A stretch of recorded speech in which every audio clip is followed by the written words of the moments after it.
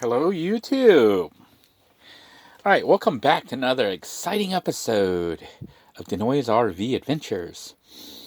We are actually back inside, let's say Little Blue, but we're actually back inside Good Enough. And I just finished doing the live stream where I was showing you some of these components. And you can see that I actually have the inverter hooked up at this point. It can be turned on. So it's wired right now to the vehicle's leisure or house battery, but that house battery is also connected to the vehicle starter battery. And the reason that was done is so that when the vehicle is running, it will charge up both batteries. And it's also done so that when the vehicle is parked and plugged into an electrical outlet, at an RV park, it'll charge up both batteries. Now that is causing kind of a problem because what it means is even though you have two batteries on the system, which gives you like pretty much twice the storage capacity for the battery, it means that if you run it down low, the vehicle won't start. Now there is a switch on the front of the under the hood that I can slide, a little lever switch that can disconnect the two batteries. And the problem when you do that is then you can't charge both batteries. So rather than having to go outside and pop the hood up and hit the switch, I'm going to do essentially what I did in Little Blue 2. I am going to wire in my own switches.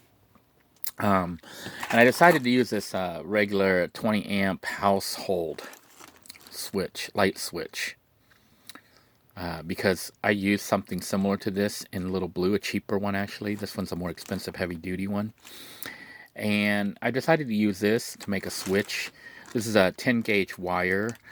And what I'm planning on doing is taking the wire from the vehicle starter battery, running it to the switch. Then from this end going to the house battery, the vehicle leisure battery. That way I can connect them or disconnect them by turning the switch on and off. And that way it's not constantly connected or disconnected underneath the hood. What we're going to do essentially is remove that jumper cable that I have right now that connects the two batteries. We're going to use this to allow the circuit to be completed by using our own wire and our own switch that's going to be mounted inside. And originally I was trying to debate where to mount it. I thought of mounting it right there by the driver's side, so, like overhead, so I could flip it. Just like I do Little Blue, I could just flip it on and off when I want to charge or discharge. But then I decided, I want to keep all the electrical components on this side of the vehicle. And it just looked neater. Chances are I'm not going to be driving and flipping it on and off.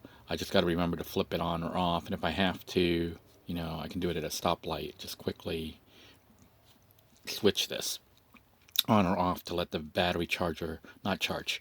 Most of the time I'm going to want the batteries connected when it's driving, the vehicle's driving, so that way the vehicle battery charges and the house battery charges, just like on Little Blue. But when I am parked and pulling power from the vehicle battery, I want to disconnect it, just like I do in Little Blue. Well, actually in Little Blue I leave it connected because most of the time I have it cooking when I'm driving. But when I'm parked at night, I do disconnect it. That way, if I drain down the house battery, I don't drain the starter battery. So we're not going to do anything too fancy. I'm just planning on screwing this into place right there. Putting this face plate on it just a little to make it look nicer. And basically, I'm not even going to build a box or anything for it. I may later. And we're just going to run the wires. And that's pretty much it. I do need to get some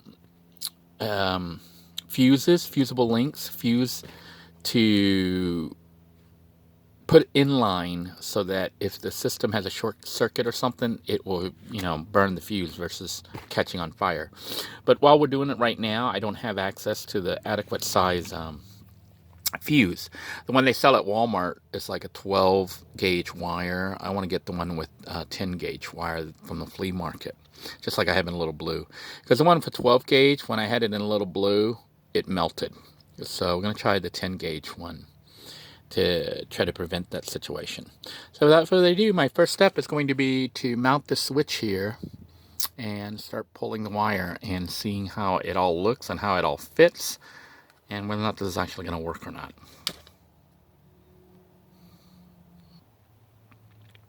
Alright, so I temporarily mounted this switch. I did wire one wire. You can see I wired it right here on the side right there. So I wired that because I'm going to run one line. This can come back out if need be, but the idea is just to keep it here so I can flip it on and off. So off would be down, on would be up. On would mean that the system is connected. Off means that the house battery is separate from the vehicle battery. So now all I need to do is pull this line and run it underneath where the other line is. I'm basically trying to keep all the wires together so that things are easy to find. I'll need to tag and label these things so they don't get so confusing. But we're going to run one line down along with the others right there. Then we're going to do the same for the other side. All right. After about an hour or so of pulling wire, this is what we've done. First off, I notice how the connections here are pretty bad. I don't know if you can see how corroded they are, so the system may not even be working right, which is why it might not be charging when it's supposed to be charging the house battery when it's parked, or the vehicle, or the house battery wasn't charging. I don't know.